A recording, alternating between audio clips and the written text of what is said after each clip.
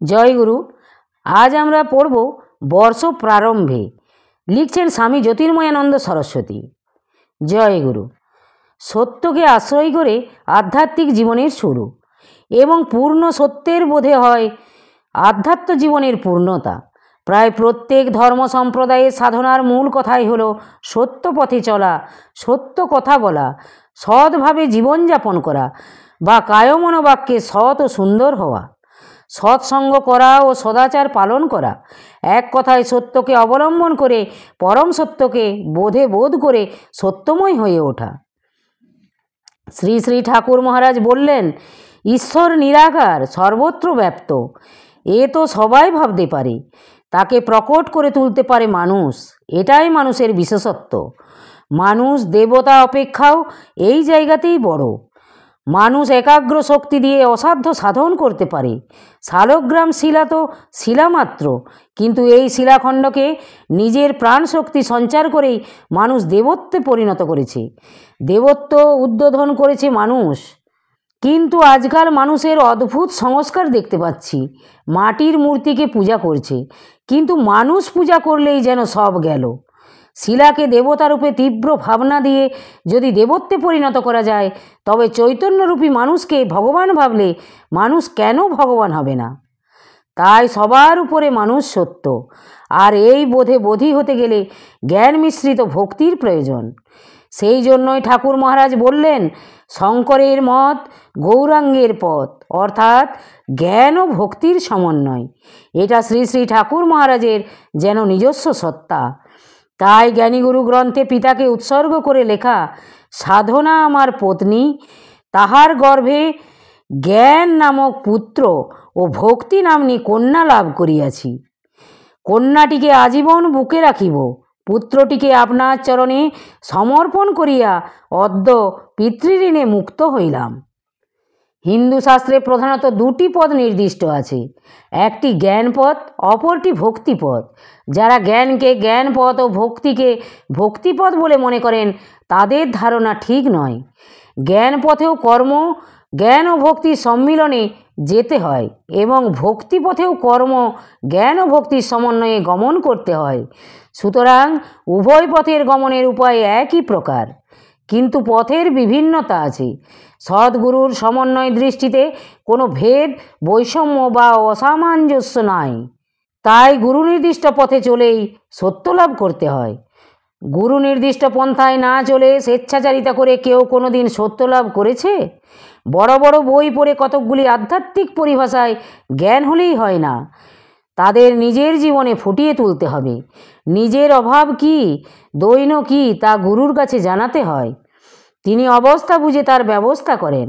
নতুবা নিজের ব্যবস্থা নিজে করতে গেলে পদে পদে প্রতারিত ও বিলম্বিত হতে হয়।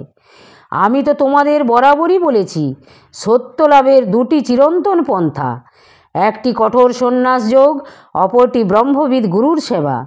কঠোর সন্ন্যাস যোগের সাধনা বর্তমান যুগের মানুষের পক্ষে কঠিন বলে আমি তোমাদের সেবায় এবং সমর্পণের পন্থায় নির্বাচন করে দিয়েছি। ঠাকুর মহারাজ ভক্ত, বিশেষ করে শিষ্যদের এই কথাই বললেন, কেননা শিষ্য শব্দটি নিষ্পন্ন হয়েছে শ্বাস ধাতু থেকে। শ্বাস ধাতুর অর্থ শাসন করা, অর্থাৎ নিয়ন্ত্রণ করা। তাৎপর্য হল নিয়ন্ত্রণাদির মাধ্যমে পরম লক্ষ্যের দিকে অগ্রসর করিয়ে দেওয়া। বাস্তবিক গুরু তাই করেন, বিষয়ের আসক্তি থেকে মুক্ত করে শিষ্যকে বৈরাগ্যে প্রতিষ্ঠিত করেন। এইভাবেই শিষ্যকে অনিত্য থেকে নিত্যের পথে, অন্ধকার থেকে আলোর পথে, মৃত্যু থেকে অমৃতের পথে নিয়ে যান। উপনিষদের ঋষিদের মুখে একথাই ধ্বনিত হতো, অসতমা সদ্গময়, তমসমা জ্যোতির্গময়, মৃত্যুর্মা অমৃতঙ্গময়। শ্রীমদ্ ভাগবত গীতায় ভগবান অর্জুনকে বললেন, গোপনীয় হতেও অতিশয় গোপনীয় আমার পরম রহস্যময় কথা শুনো। তুমি আমার অত্যন্ত প্রিয়, তাই পরম হিতকারক বাক্য তোমাকে পুনরায় বলবো।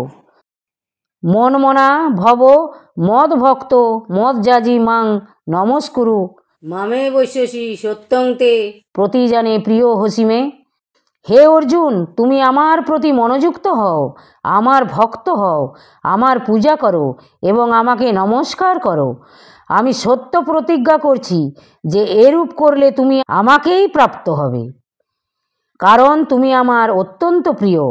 লজ্জা, মান, ভয়, মর্যাদা ও আসক্তি পরিত্যাগ করে এবং শরীর সংসারে অহংভাব ও মমত্ব বর্জিত হয়ে কেবলমাত্র এক পরমেশ্বরকেই পরমাশ্রয়, পরম গতি এবং সর্বস্ব বলে মনে করা, অনন্যভাবে অতিশয় শ্রদ্ধা, ভক্তি এবং প্রেমপূর্বক নিত্য নিরন্তর তার নাম, গুণ, প্রভাব ও স্বরূপের চিন্তা করতে থাকো।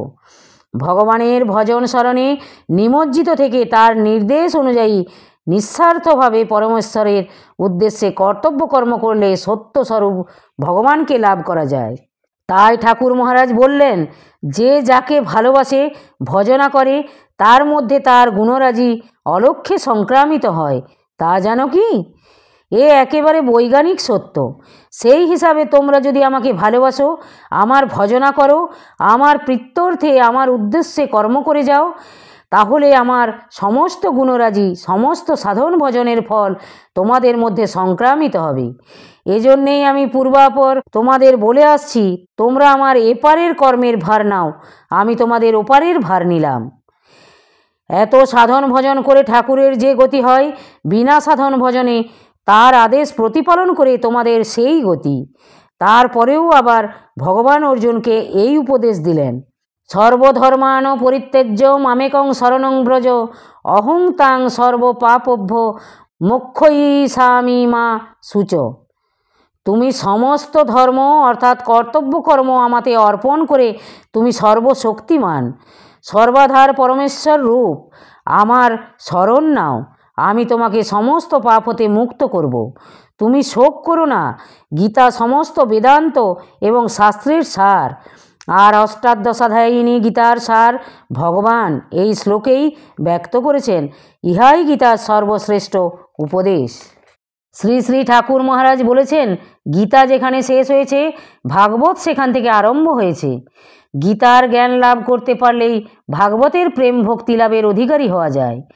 এই ভাগবতেও সর্বশ্রেষ্ঠ শেষ উপদেশ শরণাগতি বা আত্মসমর্পণ রূপ প্রেম ভক্তি।